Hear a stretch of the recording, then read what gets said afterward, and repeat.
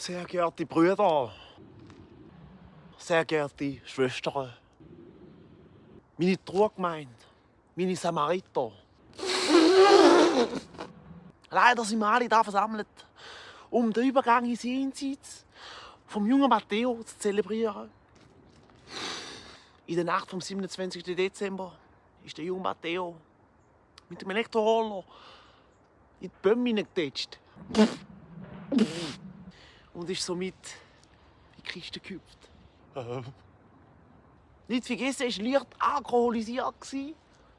Dennoch war er sein Leben lang ein feiner Bursch.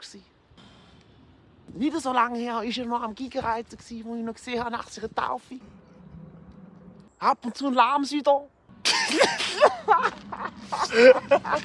Gottfried, Tore normale Ehe, geht's noch, oder? Ich bin am Heulen, hey. Ich bin am Heulen, ich kann nicht mehr. Wenn ein paar Schnarr, oder?